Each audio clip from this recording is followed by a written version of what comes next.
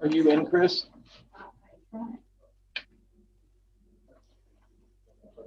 Okay, Calvin, we're ready to go. Good. Okay. Welcome everyone to the Monday, April 26, 2001 Public Works, Public Utilities, Cable and School Committee. At this time, we'll call the meeting to order and we will do the roll call. Ms. Sinsky? Yes, Mr. Crawford. Here. And Ms. Harris. Here. Ms. Young. Here. And Mr. Timonier. Here. And we have visitors, Mark Astorino and Ms. Seifert's still trying to get in. All right. All right. In general, right now, we'll try to give them a little bit more time to get in. But just as a heads up, the city manager today did post that tomorrow we will be having a vaccine drive-through at the municipal buildings parking lot. Mr. Trimmer, you want to give the times for that so we could? Sure. Yeah. So because we're anticipating good weather tomorrow, we're going to try to do just a drive-through clinic. No reservations needed, no appointment needed. That will be from 9 a.m. to 12 p.m. It will be in the municipal parking lot. Remember that we do share the building with Key Bank. This will be more towards the Park Avenue side. You'll see the health department trailer out in the parking lot, and there will be staff there to direct you on how to get it. So yeah, just come and we'll give it to you right at the car. There'll be some paperwork to fill out, and then we'll get you vaccinated, and you will get the appointment for your second shot when you come tomorrow. Tomorrow is Moderna also. Thank you, Mr. Chimney. So everyone out there, if you hear this, if you have the city's Facebook page or Instagram, please share that so we could get the word out there to get the vaccines distributed to the residents.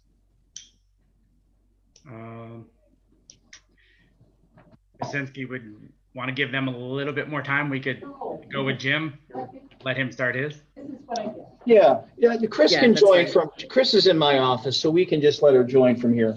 Would you guys like just go in one then? Yeah, that's good. Is that okay with you? Yeah, that's fine. So at this time, I will turn the floor over to Mr. Astorino and Ms. Seifert, and they will talk to us about the Ashbury City Schools levy that is on the ballot May 4th. Well, we first want to thank you for the opportunity today. You've probably seen some information floating around from the Yes Committee. And, one of the couple points I want to just talk about the levy. It's been 21 years since we had a new operating levy here in the school district. Over that time, school funding has been like a roller coaster. It's had its ups and its downs. There are several pending legislations in Ohio now to change school funding.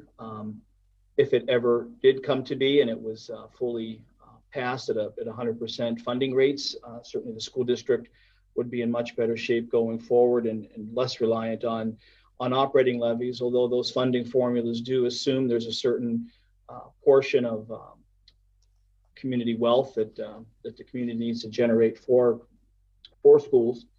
And even with potential operating levy on the ballot, we still need to look at our budget and right size the district. And when I say that, that's something that the superintendent and administrative team have been working on, looking at enrollment versus student teacher ratios while keeping cognizant of student academic needs, the demographics of the community, and what students need to succeed. So as we look at that, the path forward that the school board decided to go was 3.8 mil levy, coupled with some right sizing cuts that would put the district at a balanced budget going forward.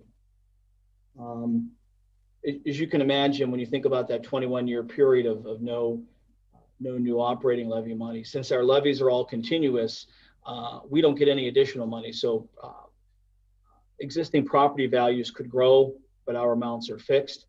Now, if there is new construction and new development, we do enjoy some increases from that, but when you look at the community demographics, oftentimes that's a challenge.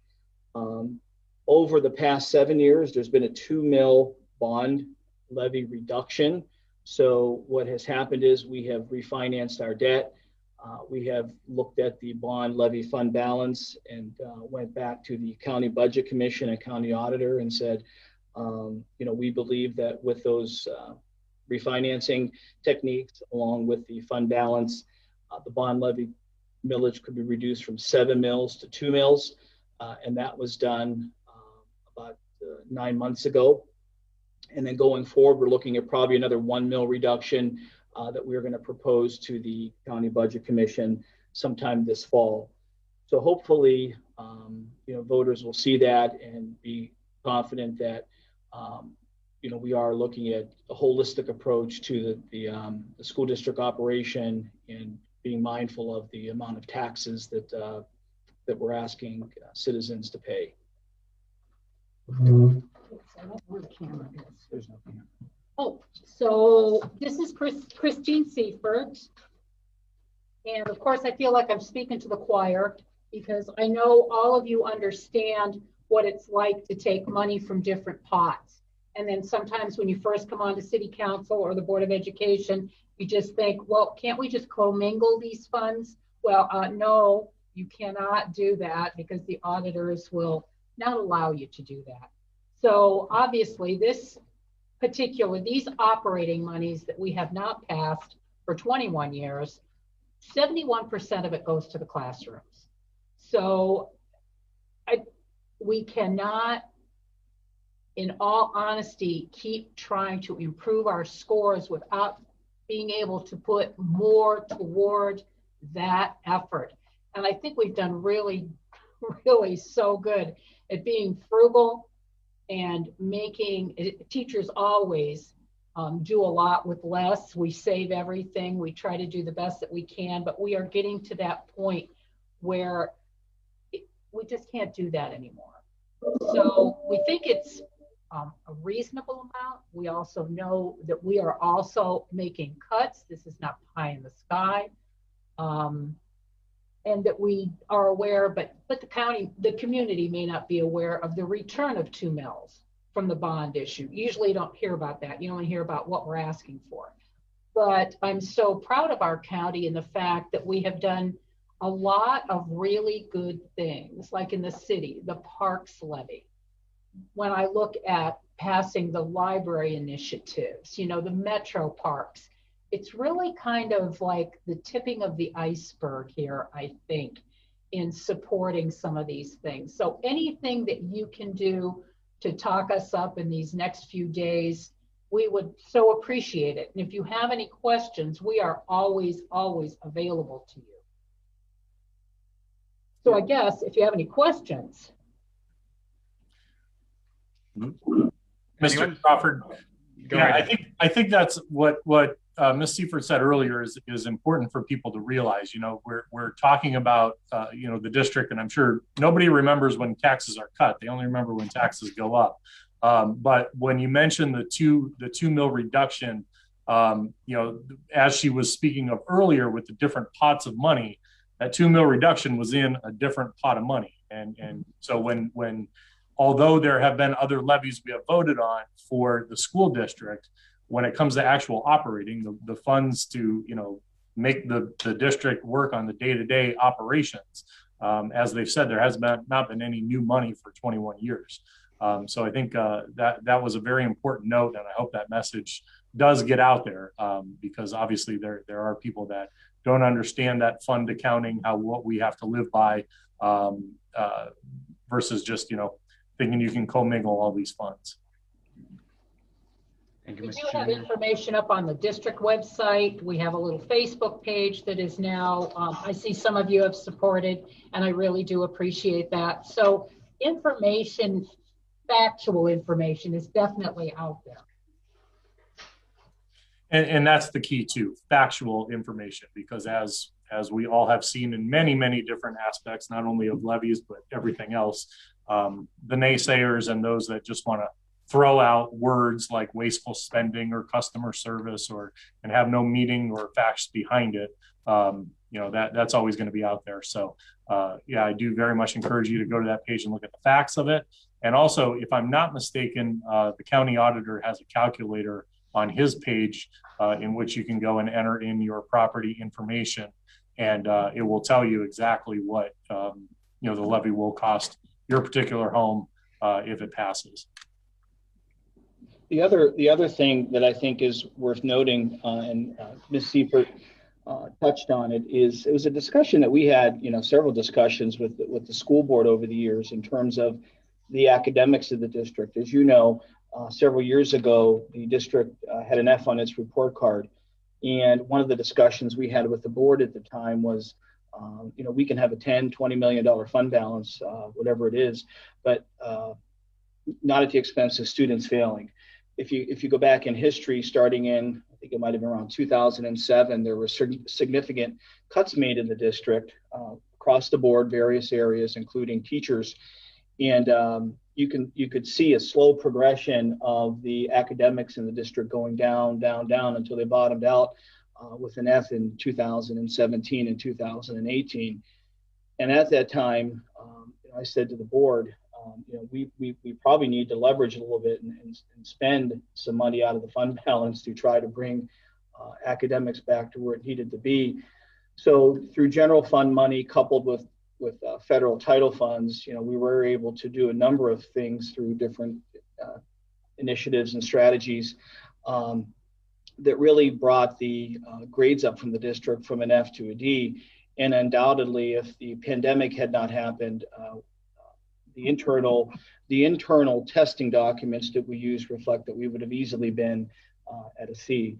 So I think it's important to remember that when we cut, academics does truly suffer. I totally agree. All right. Anyone else have any questions that they would like to ask the members of the school board? Ms. Seifert, could you tell us the name of the Facebook page and the website? You said the district website. The district website is aacs.net. Obviously, www. And then the Facebook page is Yes for the Ashtabula Area City Schools. That should bring it up.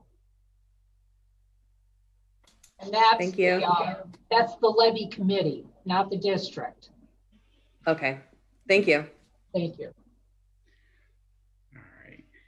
Seeing no other questions, I would like to thank Mr. Astorino and Mrs. Seifert or Ms. Seifert for coming on to our meeting today and getting your word out there. All the residents, please get out and vote. Please support the schools. The teachers need that, and so do the students. So once again, thank you, Mr. Astorino and Ms. Seifert. If you'd like to stay around, you supporting the park levy as well. Oh, yeah. Yes, thank you very much. All right, thank you. If you would like to stay, you can. If you would like to enjoy the rest of your evening, that's more than welcome. You could do that. Yeah, I think we've got to go on to other meetings, so thank you very much. All right, thank you both for your time. Bye-bye. All right, thank you. All right, at this time, we will continue on with the city manager. Jim, you have the floor. Mike. Thank you, Mr. President. Sorry. Yeah, I'm glad this thing pops up and says you're muted. So thank you.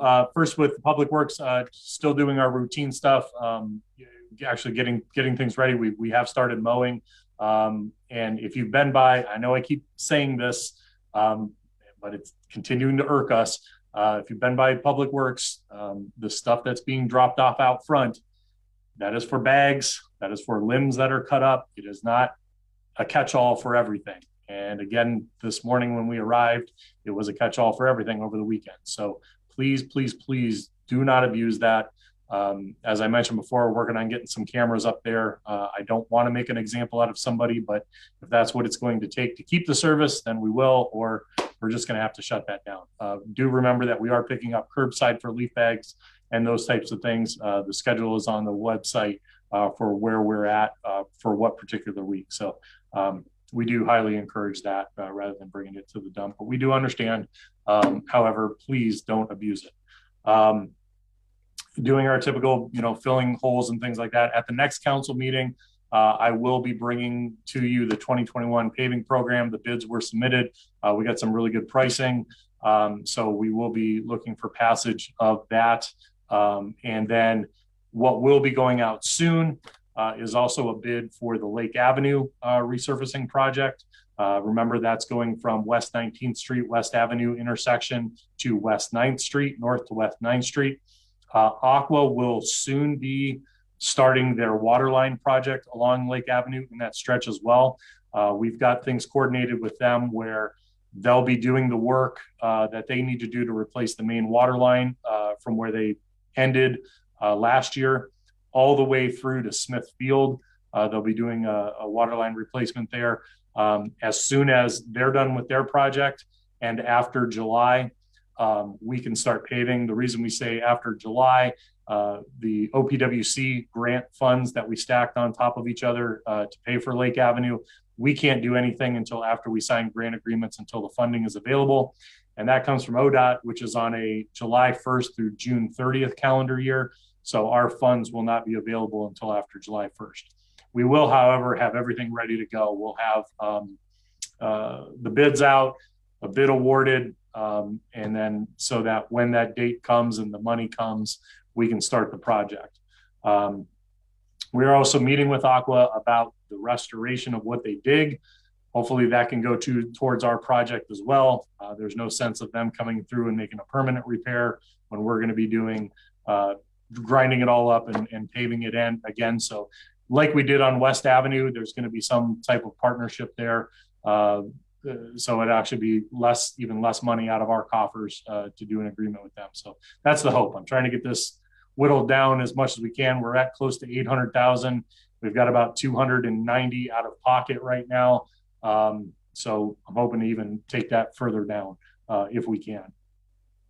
On the streets that we will be paving, you'll probably see our crews out there, if not already, looking at catch basins, looking at manhole covers, and doing some cleaning and televising of some of our lines just to make sure we don't have any underlying issues, and doing some repairs to catch basins before we come through and pave those things. The more we can do ourselves, again, the less money that comes out of the contract for paving. So trying to just make those dollars go as far as we can.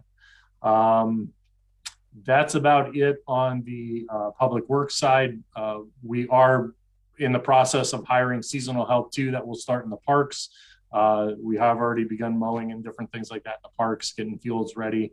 The light pole at Masucci Field, we were supposed to go last week and then the snow came in, so that's been held up. They're going to go on that pretty soon. The pole is there, and then fix that pole as soon as that happens. We were actually waiting on the fixture to come in. The fixture took almost 6 months to get here. So it's a large LED fixture that came in. And again, remember that was paid for by, it was covered under our insurance policy because it was damaged during a storm.